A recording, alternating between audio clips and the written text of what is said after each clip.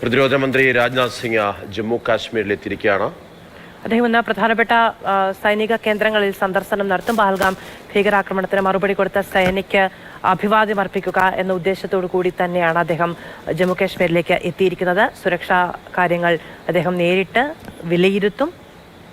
എന്ന് മാത്രമല്ല, പഹൽഗാം ആക്രമണത്തിന് ശേഷമുണ്ടായിട്ടുള്ള ആക്രമണങ്ങൾ, അതിനുശേഷമുള്ള DGMO തലത്തിലുള്ള രണ്ട് ചർച്ചകൾ, അതിനുശേഷവും സംഭവിച്ചിട്ടുള്ള മാറ്റങ്ങളെല്ലാം തന്നെ ഒരു മുൻകരുതലായി സ്വീകരിച്ചുകൊണ്ടുള്ള നടപടിക്രമങ്ങൾ എന്താണ് എന്നൊക്കെ സൈന്യത്തോട് അദ്ദേഹം വിശദീകരിക്കും എന്നാണ് അറിയാൻ കഴിയുന്നത്. അദ്ദേഹം ഡൽഹിയിൽ നിന്ന് ആണ് ഇന്ന് രാവിലെ പുറപ്പെട്ടത്. കാശ്മീരിലേക്ക് ഇന്ന് അദ്ദേഹം എത്തുന്നു. വിപുലമായ തയ്യാറെടുപ്പുകളാണ് പ്രതിരോധ മന്ത്രിയുടെ സന്ദർശനവുമായി ബന്ധപ്പെട്ട് ജമ്മു കാശ്മീരിൽ പൂർത്തിയായിരിക്കുന്നത്. ഏറ്റവും കനത്ത സുരക്ഷാ ക്രമീകരണങ്ങൾ കൂടി പൂർത്തിയാക്കിയിട്ടുണ്ട്. പഹൽഗാം ഭീകരാക്രമണത്തിന് ശേഷം പ്രതിരോധ മന്ത്രി ശ്രീനഗറിൽ എത്തിയിരിക്കുന്നു. ശ്രീനഗറിലും പൂഞ്ചിലും അദ്ദേഹം സന്ദർശനം നടത്തിയിട്ടുണ്ട്. ഈ മേഖലയിലൊക്കെ ആക്രമണങ്ങളും തിരിച്ചടികളും ഉണ്ടായിട്ടുള്ള മേഖലകളിലെല്ലാം അദ്ദേഹം എത്തുകയും അവിടെയുള്ള സൈന്യത്തെ അഭിസംബോധന ചെയ്യുകയും ചെയ്യും.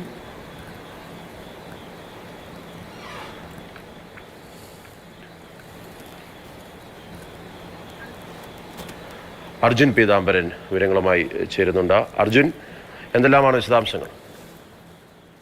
അല്പം മുൻപാണ് രാജ്നാഥ് സിംഗ് ശ്രീനഗർ വിമാനത്താവളത്തിൽ എത്തിയത്. അദ്ദേഹം ഇപ്പോൾ ശ്രീനഗർ വ്യോമത്താവളവും അതിനുശേഷം കരസേനയുടെ 15 കോർപ്സ് ആസ്ഥാനവും സന്ദർശിക്കും. ഇപ്പോൾ ശ്രീനഗർ വ്യോമത്താവളത്തിലേക്കുള്ള സന്ദർശനമാണ് അദ്ദേഹത്തിന്റെ ഇപ്പോൾ തുടർന്നുകൊണ്ടിരിക്കുന്നത്.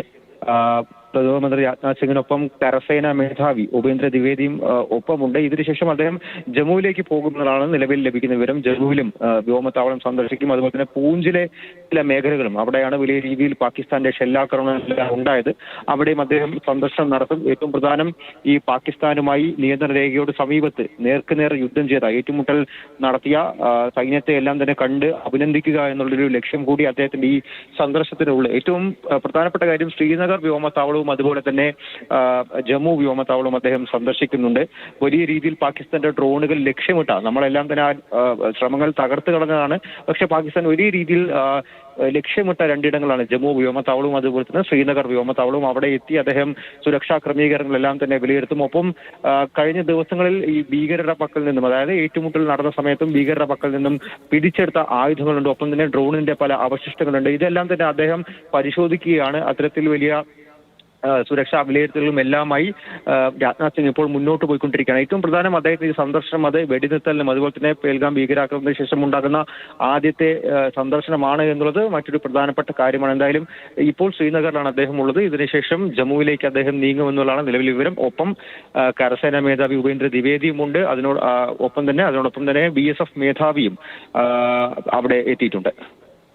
ശരി, പ്രധാനമന്ത്രിക്ക് പിന്നാലെ വ്യോമത്താവളങ്ങൾ സന്ദർശിക്കുകയും സൈനികർക്ക് അഭിവാദ്യം അർപ്പിക്കുകയുമാണ് പ്രതിരോധ മന്ത്രി രാജ്നാഥ് സിംഗ്. അർജുനാണ് വിവരങ്ങൾ നൽകിയത്.